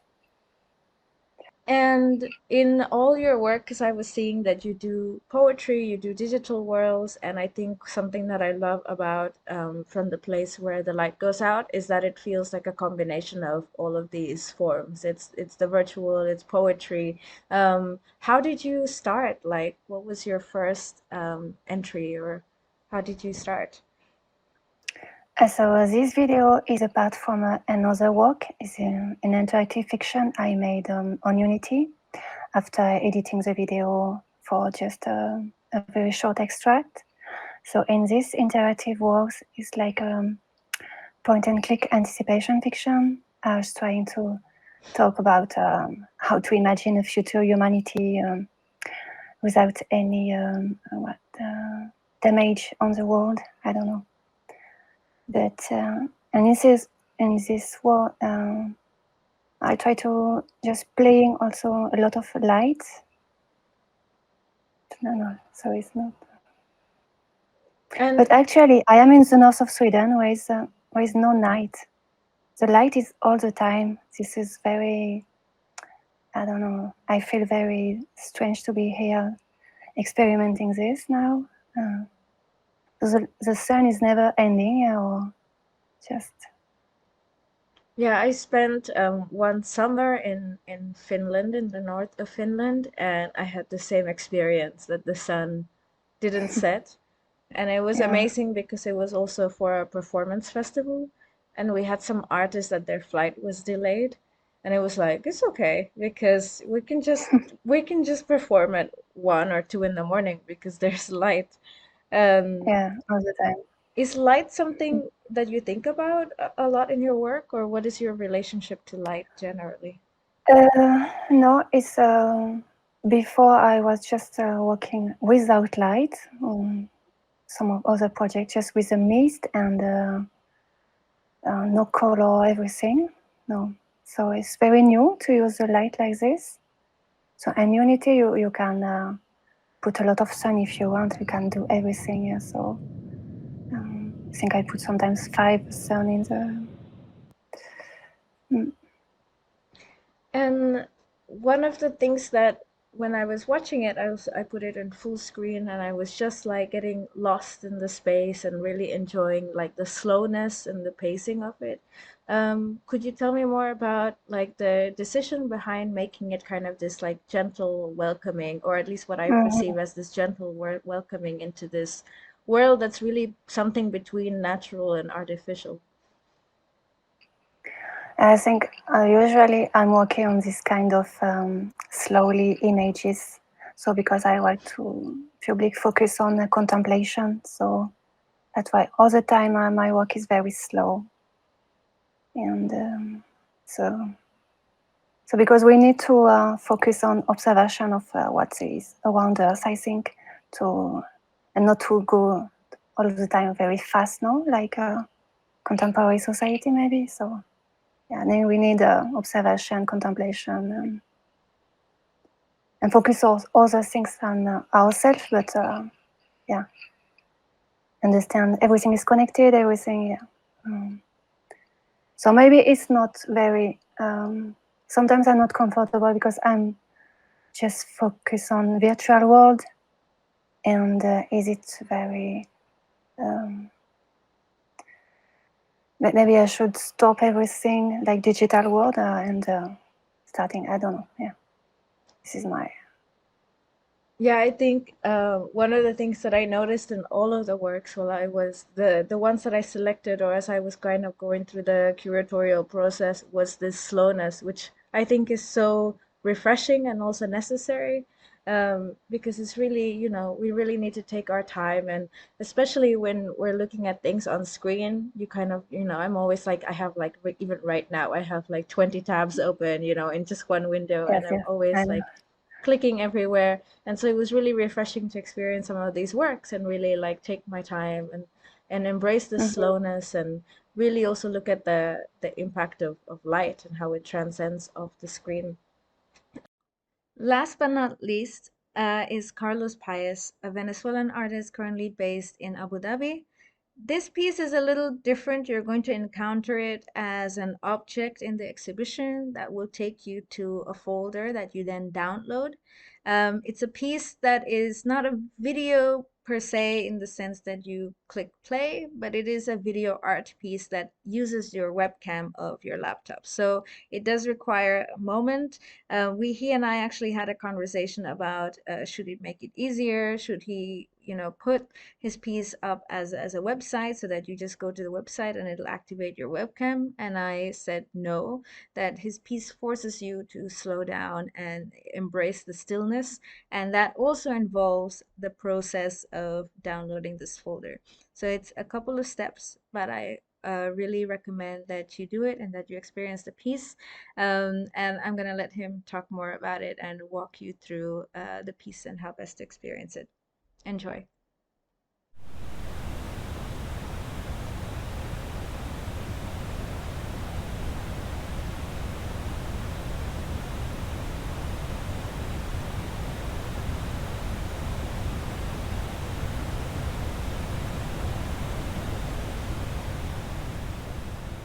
My artistic bio one-liner is that I'm a theater artist and game designer. And I think, game designer is fairly easy to categorize of like a game designer designs games. What a theater artist is, I think, is a lot more vague and intentionally so, because when it comes to theater, I work quite multidisciplinarily. So I do, like, I act, I've directed, I've written, I've moved, I do a bunch of things. And so I don't like to kind of put myself into one box. I just say theater artist. It's something in particular linked to where I am, which is Abu Dhabi in the UAE, where there isn't yet a very clearly defined performing arts scene. There's some community movements here and there, but there isn't anything clear, and particularly there isn't yet anything that I am drawn into in terms of the conversations they're having, the ideas they're exploring. So being multidisciplinary ends up being kind of like a necessity. This was something that I heard in a talk at the NYUD Arts Center when these artists from Kenya did a piece, and one of them said, like, oh yeah, in Kenya, because there's no clearly defined art scene, if you want to do a film, you have to become the director and the writer and the producer and the cinematographer. And so you learn all these things and you just become multidisciplinary out of necessity. So I've done movement stuff. I recently, earlier this year, worked on a music video, actually, that I helped choreograph and then performed in. Right now is the weirdest time because I'm doing this program here that is, it used to be run by the Rhode Island School of Design, but now it isn't. Instead, there's just some faculty from the Rhode Island School of Design who still kind of run the program. And it's this very what's the name rigorous of the program? The program is the Sheikha Salama Emerging Artist Fellowship, run by the Sheikha Salama bint Hamdan Al Nahyan Foundation. And it is a program primarily aimed at helping grow the UAE art scene by fostering the local talent. And over time, it has expanded beyond just working with Emiratis. For context, I am from Venezuela. I moved here in 2012 when I was 15 years old. And then I went to high school here, and I also studied at NYU Abu Dhabi here. And now I'm here, still chilling. And yeah, but now I'm doing this program, which is very much oriented towards a visual arts focus, which is completely out of my comfort zone. I made a 2-meter by 1-meter drawing for one of the assignments, and it felt great. I had no idea what I was doing, but I really liked what came out, so that was good.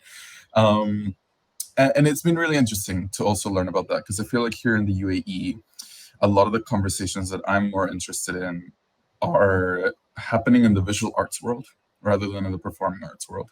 The performing arts world seems to be stuck in this kind of mentality of entertainment,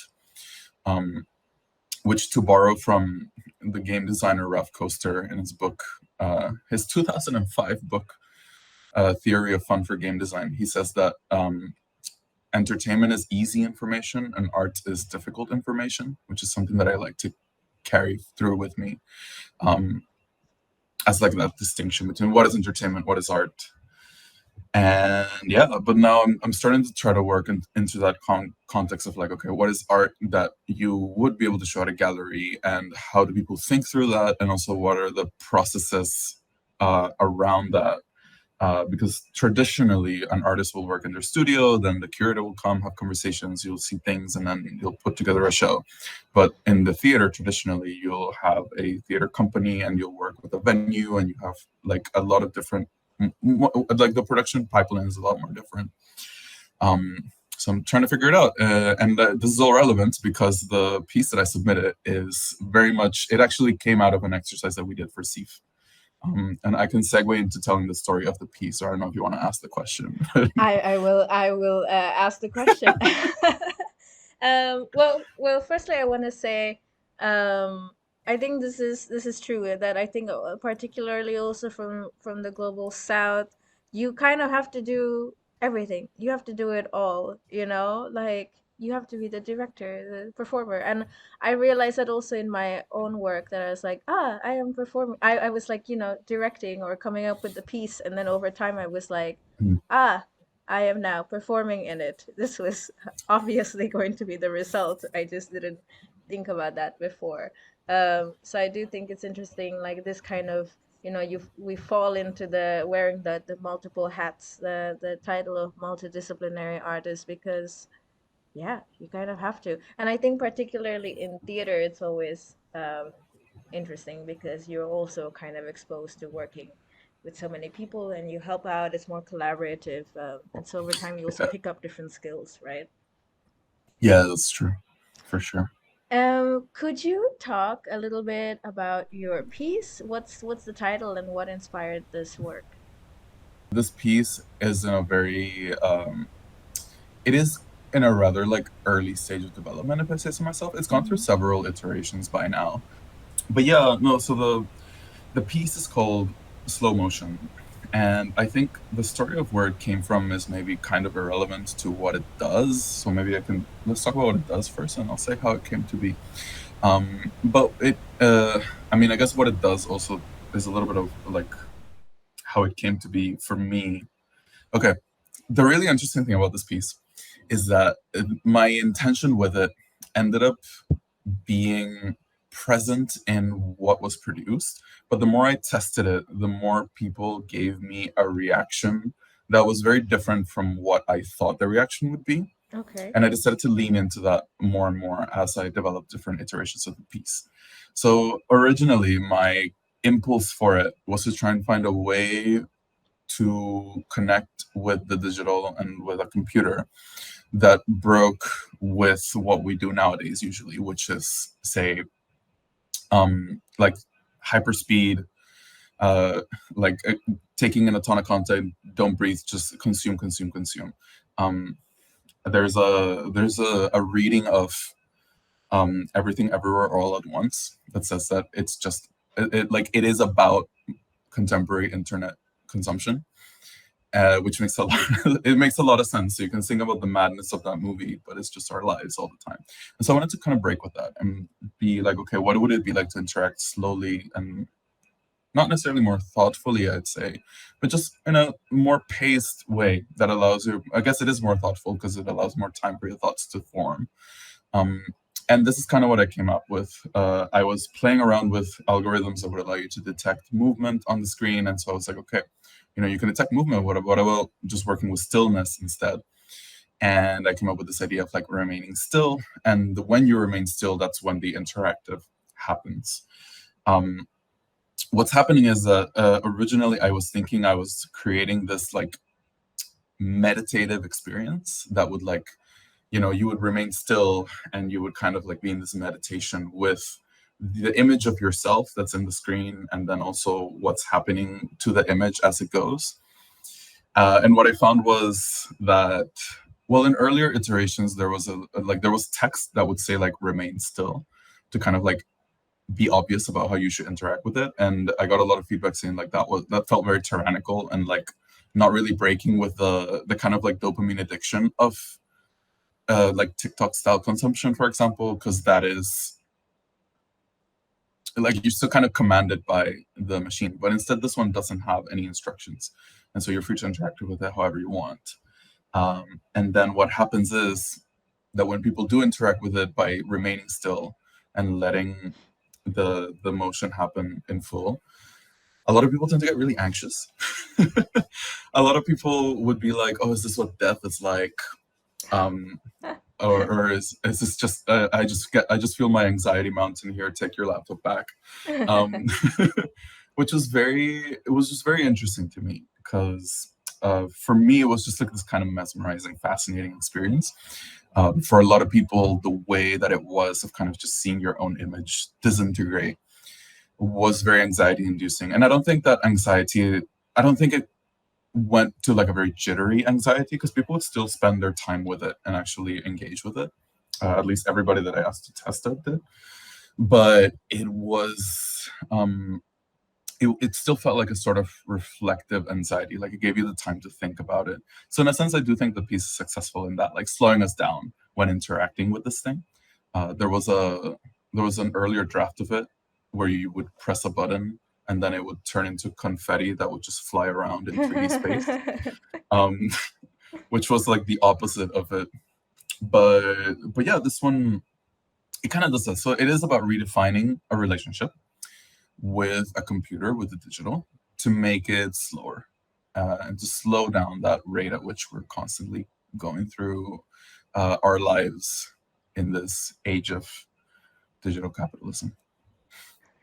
It definitely did that for me, and even like the first time when I actually like move and then it goes back to the start, right? I was like, wait, what happened? And then I was like, I should stay still. Or like, can I make that happen again? Or like, how far could I make the screen fill up with light and with lines? Like, how far could I be still before I like, you know? And so I became very conscious of my own body. And I think this also, I think is a great example of how also your background in theater and game design come together, because it is, it's a screen-based work, but something that activates your body. You're meant to be deeply contemplative and reflective about your own body. Yeah, 100%. I think I was just talking about SEEF, the fellowship that I'm in, and how I'm starting to try to figure out what it is like to be in these visual art spaces. And I think one of those things is that in theater and in game design, there's a lot of like you have a lot of time to construct a story, but in visual arts, oftentimes it's a lot more about the space that you're working with, and the story is contained in one snapshot, which felt very unnatural to me. So this is an attempt to try to figure out how to exist, like tell a story that has that temporal feel that I particularly enjoy a lot and find important to creating affect in a lot of things I do, while still fitting into this context. And I think one of the things is precisely like, it like the fact that you can vary how you interact with it, how much time you decide to spend with it, that everybody has their own journey to discovering like, oh, I have to stay still, oh, what if I move, and I think all that's very interesting. And yeah, I definitely see what you mean with the theater and game design backgrounds coming together with like the body and the interactive. Yeah. And I will say, like, when I saw your piece, so I had this very I would say broad, but also very specific open call that I was looking for light-based screen works. Mhm. And then I would kind of decide the title or curate which works I think would work well together. And what I ended up with are all these pieces that the focus is on slowness. And I would Mhm. say Oh, your piece was also one of the first pieces that I saw that I was like, ah, yes, okay, this is meant to be my engagement with the screen because I'm really interested in kind of the physiological response of light from the screen. But I think your work also tapped more into like the body and the corporeal response. So I'm curious, what is your relationship to light? And if you can talk about a little bit about how you landed on this kind of like white line minimalist aesthetic to your work. yeah.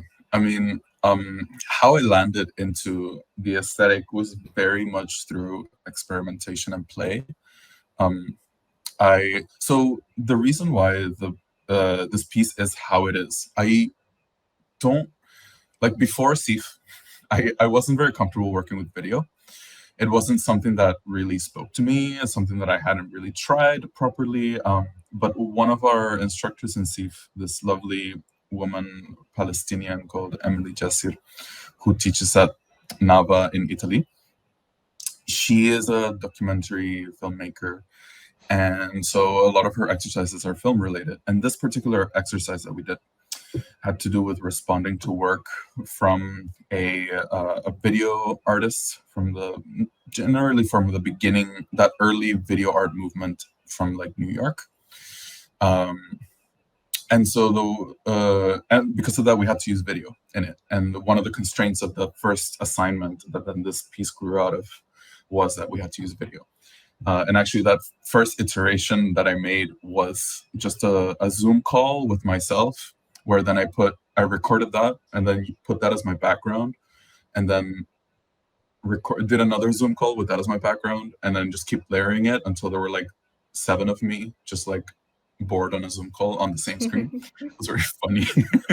I kind of hated that piece. I don't want to think about Zoom that much, but from that then came this idea of like, okay, I'm using video and I want to explore this relationship with technology and how we're going through it. And so working with that, I have some background in coding. And I wanted to return to that and work with that more. And I was like, okay, what can I do with this image? And then what came down to it, I started experimenting with just turning each pixel of the image into a little particle and watching it move. And at the beginning, one of the early iterations was like you would remain still for like 30 seconds and then your image would just explode and it would just fill out the whole screen very quickly. And then this one, and then I eventually landed on this one that was a lot more slow, and which I think captures what it's all about a lot better. But yeah, how I got to that was through experimentation and everything. But then at the same time, I mean, I think a lot of what this work is doing is very informed by the time that we worked on When Wise the Sky Was Blue. Like been thinking about that idea of like the color from the screen lighting up the space. Did you just reference my work? I'm so flattered. Indeed, I did. But no, so in a lot of the things that you said back then, and especially like I think the two pieces are doing very similar things, where they're both really in connection with the digital and the body, and with a certain slowness and sense of self-reflection, right? So as I kept exploring, all of these ideas were very present, and I was thinking about that quite a bit, going through it. And yeah, then this whole idea of light came as a very useful element in the piece of the screen slowly filling out with light and filling out that contrast of the dark screen that you have at the beginning versus the white noise that covers everything, along with the sound that also appears as you go through it. So yeah. Do you want to just like walk through for the people that are going to experience your work, just like your general instructions for how to experience the work? Because unlike the other pieces, which are video, yours is not. Yours actually involves like interacting with the webcam. Yeah, the idea would just be to download the executable, and then the executable itself should allow you to make it full screen. There will be a message at the beginning, some text that will just kind of indicate you to press a key, any key on your computer to start the actual interactive. And then it just runs, it just goes. And just spend your time with it, spend however much time you feel you want to spend with it. Keep the executable in some corner of your messy desktop, and then at some point when you're cleaning up, you'll see this thing called slow motion, and you'll be like, "What is this again?" And then you'll open it, and you'll be like, "Oh, look at this!" Yeah, just keep it around, show it to people, share it with friends, mess with it, play with it. Awesome. Yeah.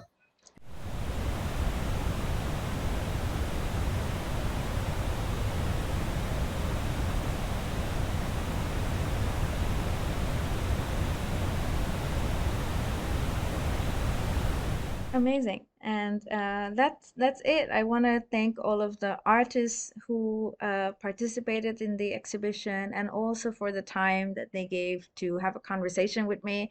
I really loved it. I had such wholesome and also like energetic conversations. And it was really great to connect with everybody and get to know your artistic practice. So thank you to all the artists. Thank you for the listeners. Like, I really hope you go check out The Trace of Dawn.